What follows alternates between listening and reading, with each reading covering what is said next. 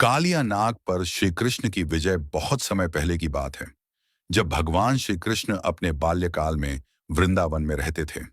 वे नंद बाबा और यशोदा मैया के लाडले थे और अपने मित्रों के साथ यमुना तट पर गाय चराया करते थे।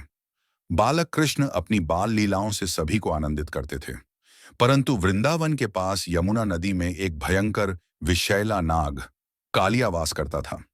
कालिया के विष से यमुना का जल काला और जहरीला हो गया था। जल के पास आते ही पशु पक्षी मरने लगते थे। वृंदावन के लोग भयभीत हो गए। कोई भी उस ओर नहीं जाता था। एक दिन बालक कृष्ण अपने मित्रों के साथ खेलते खेलते यमुना तट पर पहुंच गए। उन्होंने देखा कि पानी काला है और आसपास का जीवन मृत प्राय है। उन्होंने अपने दोस्तों से कहा, मैं इस नाग का अंत करूंगा, यमुना को फिर से पवित्र बनाऊंगा। कृष्ण वृक्ष पर चढ़े और यमुना में कूद गए। जैसे ही वे जल में उतरे, कालिया नाग उन्हें देखकर क्रोधित हो गया। उसने कृष्ण को अपने विशाल फन्नों में जकड़ लिया। वृंदावन में यह समाचार फैल गया कि कृष्ण को कालिया नाग निगल गया है। सभी ग्वालबाल, यशोदा माता और नंद बाबा रोने लगे। लेकिन थोड़ी ही देर में यमुना की लहरें उथल पुथल होने लगीं। अचानक जल से ऊपर एक दिव्य दृश्य प्रकट हुआ। बालक कृष्ण कालिया नाग के फनों पर नृत्य कर रहे थे।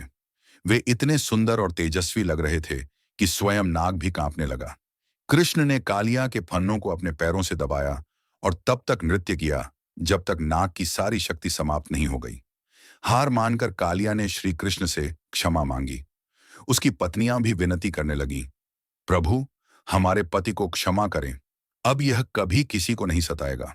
कृष्ण ने उसे दया दी और कहा, अब तुम इस यमुना को छोड़कर समुद्र में जाओ, यहां तुम्हारा कोई काम नहीं। कालियास परिवार यमुना छोड़कर चला गया। यमुना फिर से निर्मल और जीवनदायिनी हो गई।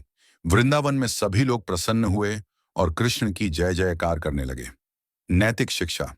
यह कथा हमें सिखाती है कि बुराई चाहे कितनी भी विषैली क्यों ना हो, सत्य और साहस से उसका अंत हो सकता है। भगवान श्री कृष्ण ने न केवल राक्षसी प्रवृत्तियों का विनाश किया, बल्कि प्रेम, करुणा और धर्म का मार्ग भी दिखाया,